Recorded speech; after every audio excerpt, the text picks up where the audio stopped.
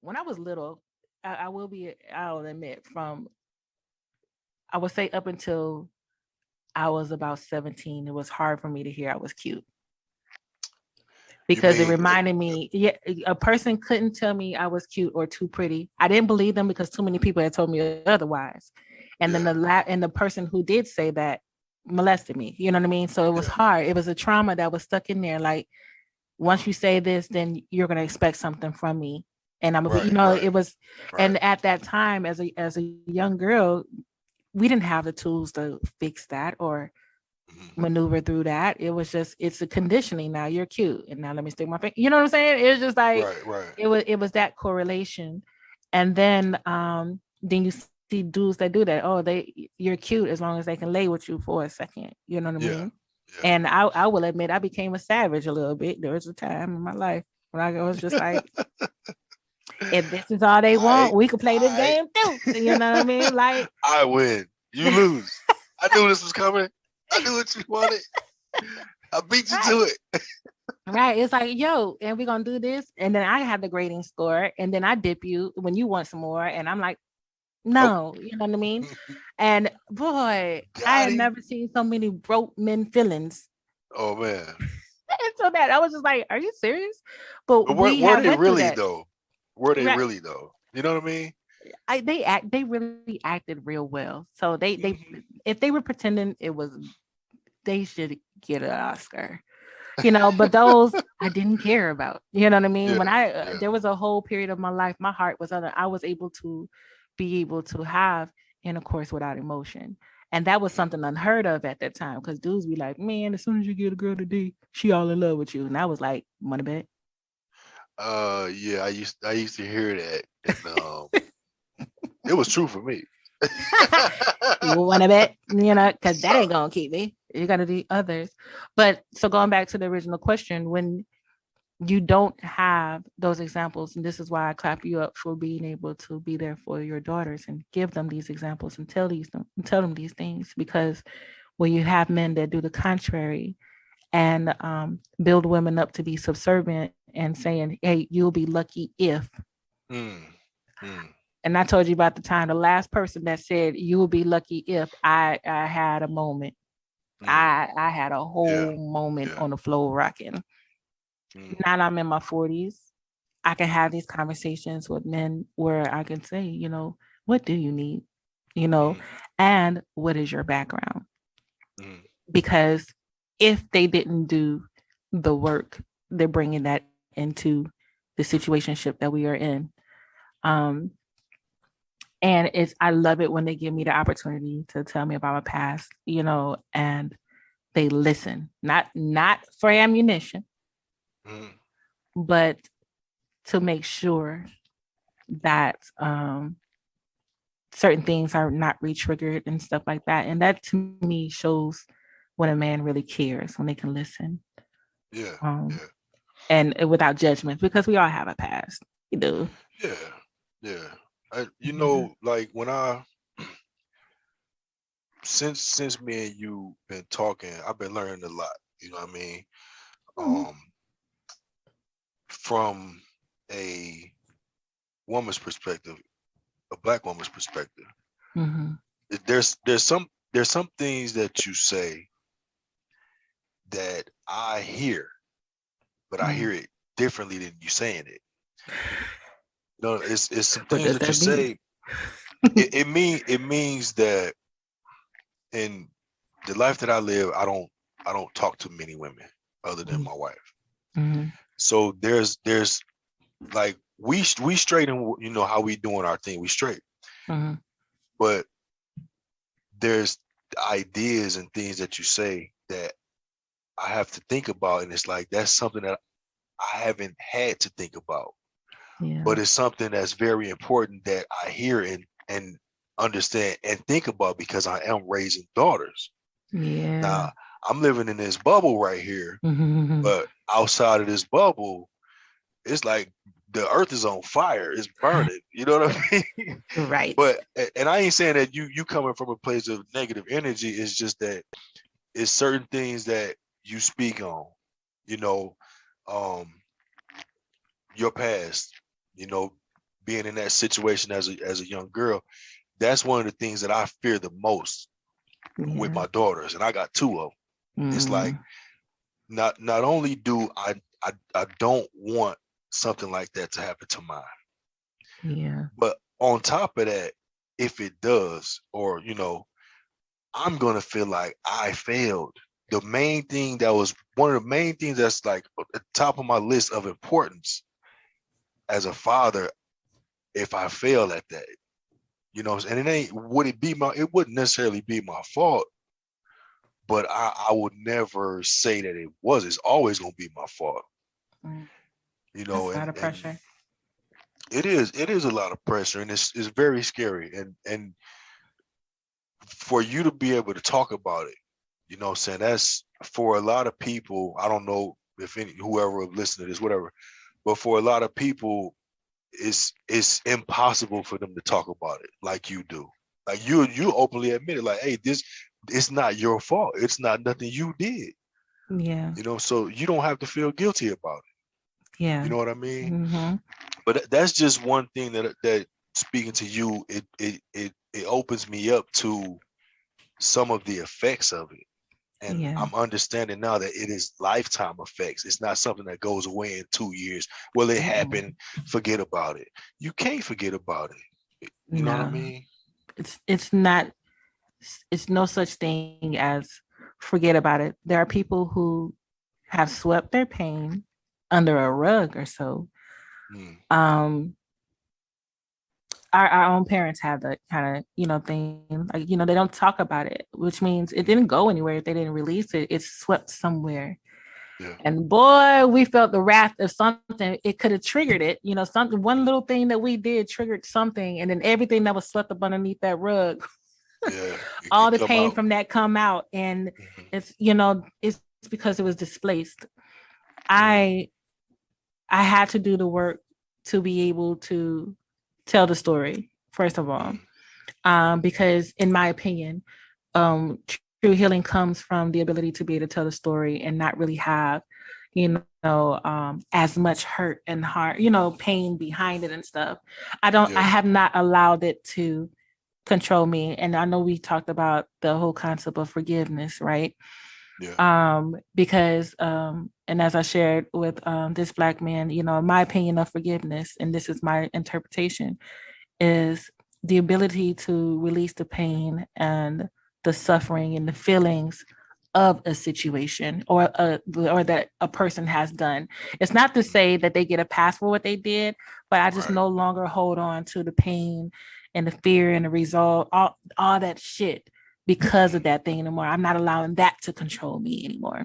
I ain't gotta fuck yeah. with you no more, but you Right. know what I'm Right. saying? I'm no longer holding on to it because it gives the person too much power over my life. And I And had to do that often. well, I know that I'll say this because, you know, in that moment when we talked about that, Mm-hmm. you know, even that I learned and gained a different understanding of what forgiveness is because, like I Mm-hmm. said, I had an idea of what forgiveness was. You kind of broke it down to where it's like, you know, you are not necessarily forgiving that person for what they did. You're forgiving pretty much that situation so that you can move on for yourself. Right. You're And releasing the hurt. yeah, and Yeah. that's I never saw it like that, you know. And when you broke that down, I'm like, wow, that's easier. That's better because you know Yeah. I was trying to forgive people, and I would forgive them in the sense that I thought forgiveness was, and then Yeah. I would allow them back in, and they would burn me again, and then I would forgive Mm-hmm. them in the sense that I thought it was, and then they burn me again. I'm like, what the hell is this forgiveness shit then?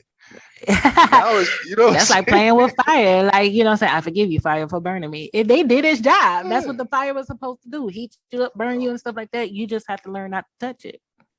Yeah. And by your definition of forgiveness, I'm like, okay, I learned the hard way to just stay away from these people, don't deal with them because they ain't, you know. But now I got that understanding of what forgiveness is. Like, okay, well, personally, how you explained it works better for me. That's what I was trying to do, but I didn't know that was the idea. I had a whole different idea about it. Yeah. So what I'm saying is that her definition and her way of the forgiving experience it works better for me as well. And I think that it's the true meaning of what forgiveness is. Yeah. So I mean, kudos to you, my friend. oh, gracias. Thank you. Thank you very much. I would say because there's an exercise that I have my clients do. There's a forgiveness journal exercise that can be done. This is something that I had learned when I had bouts where I had serious depression. Like I shared with you, like after you moved out, there was and it wasn't you per se, but after that I was faced with being by myself, right? And there's something about being by yourself and all the ghosts in the closet, all the demons of your past and stuff. You know what I'm saying? It's just you and them. And it was a rough time. I remember that. And I think that was probably one of my reasons of being scared to be by myself, because it's like, if I don't have nobody to talk to or whatever, and I don't have anybody else to service or do anything else, then it's just me. Oh shit, you know what's in my mind? And I had to deal with it. And I remember there was a time it had got real, real dark. And I had reached out to my grandmother and I was just like, I don't even know what the purpose of living is if it's going to be this much suffering.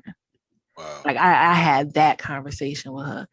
And by the time I got off that conversation with her, I was more pissed off at her than myself. Oh, man. Well, I guess we got them old school parents that be like, open up the Bible and do this and all of this stuff and blah, blah, blah. I done read the Bible. I know it back and forth and it's not helping. And you're trying to tell me that my thoughts are wrong. And so I was so mad at her that I wouldn't even think about myself no more. Like, it's not wipe her out. Working. Not working. But you deal with that. And then so many years of that, I remember at 21, I'm still working for the state. And it felt like I was having a heart attack, right? I was like, oh my gosh, I'm way too young to be taken out right now. But it was like the numb arm and, your left arm go numb, your chest is hurting real bad. I could barely breathe. I'm sitting at the switchboard and I'm like, what the F is going on? I gotta, I'm going to the hospital. I'm asking for aspirin. Me and my granddaddy on this aspirin for heart issues. I got old people problems, and it was telling me like you having panic attacks. And that was the first time I allowed myself to tell the story of me, right? So all that 21 years of just hurt and not being able to release it. And it was the culmination of that was taking me down. Yeah. It was taking me down. And Silent killer.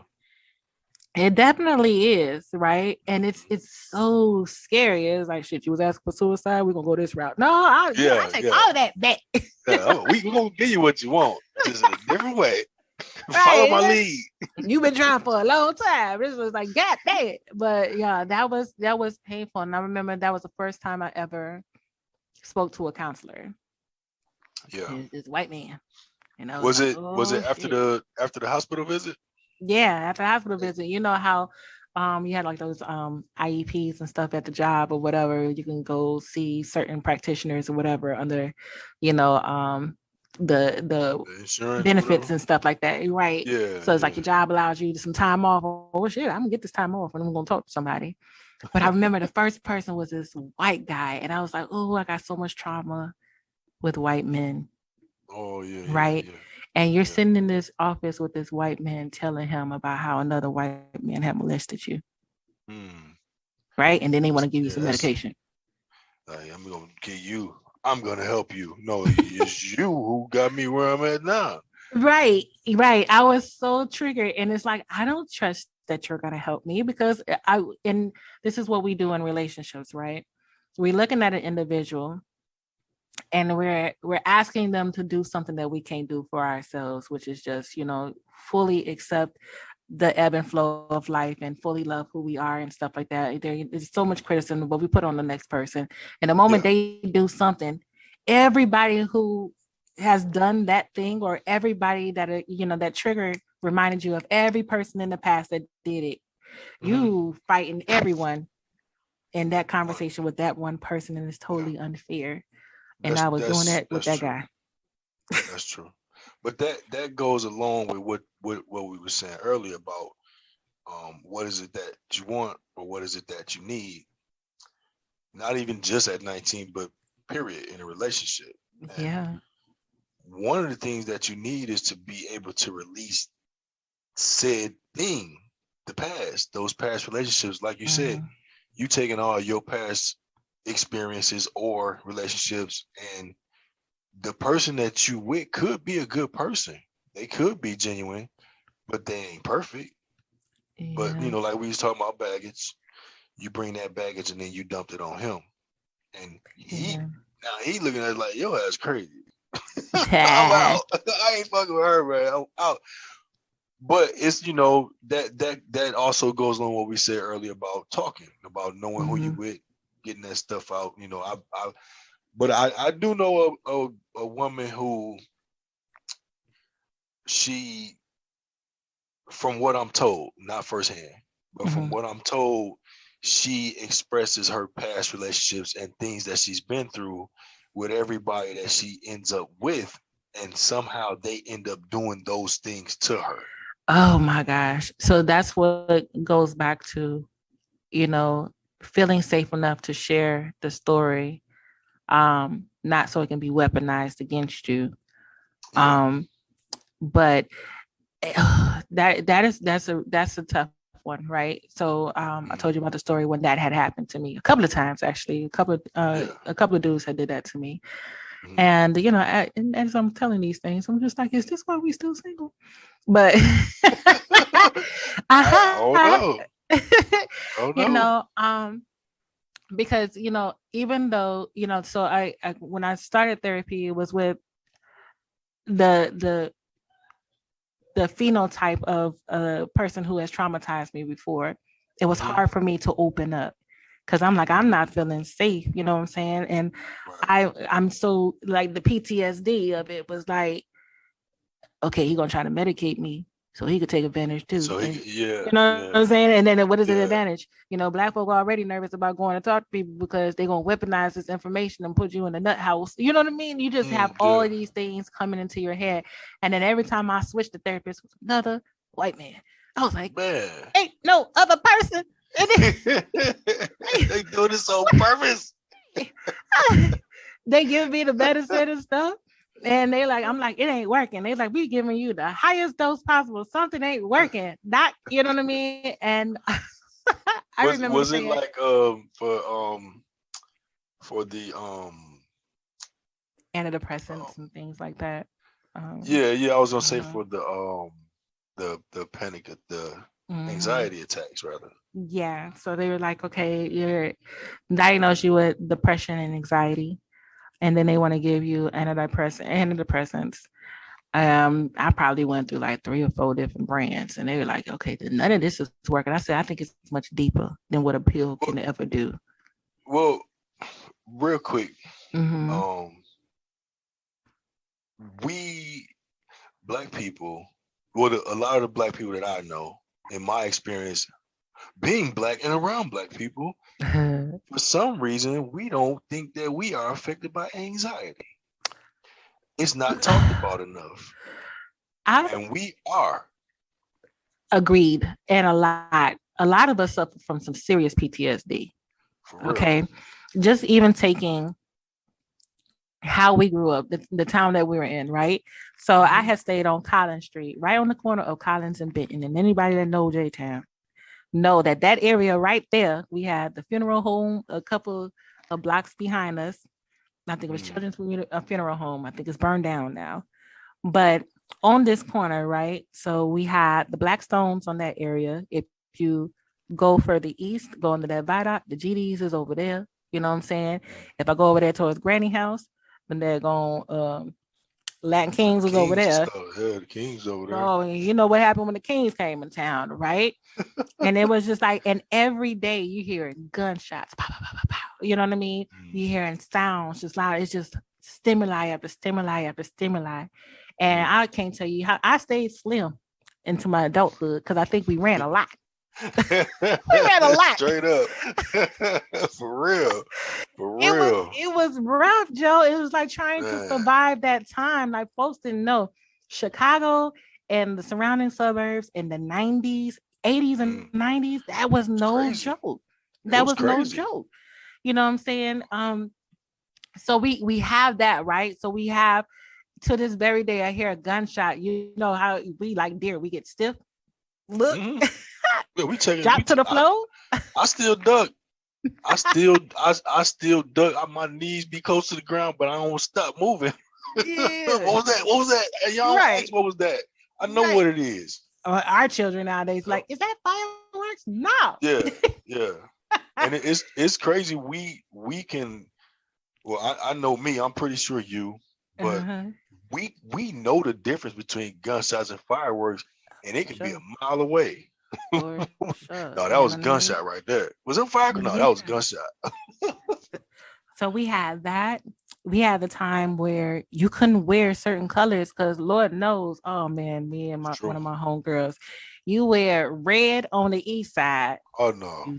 You the vice loho, and you better not have red and black. Yeah, okay.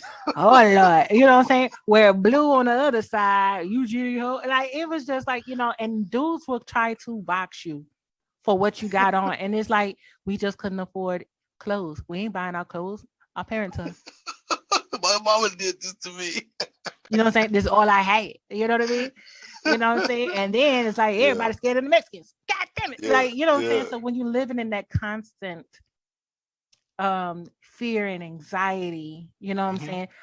I literally had, my mama laughed at me, and I didn't think this was a possible thing. When I had moved to Bolingbrook and none of that stuff happened, I had an allergic reaction. I legit had allergic. My lips had swelled up so bad. It was so funny. It was like something off a comic strip. My lips had swelled up. My face had swelled up. And I'm just like, what is going on with me? My body was not used to the silence.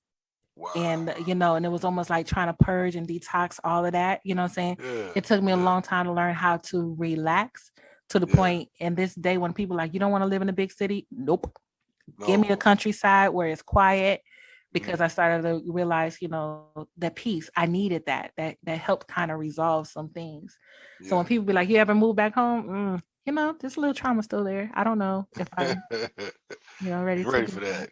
Yeah. So you're right. We live with a lot of anxiety that kept us stressed all the time. Yeah. And some of us that never left. We don't. And there's a term that, you know, some of my friends and I have coined, it's trauma adjustments, right? We just adjusted to the trauma of it all. Yeah.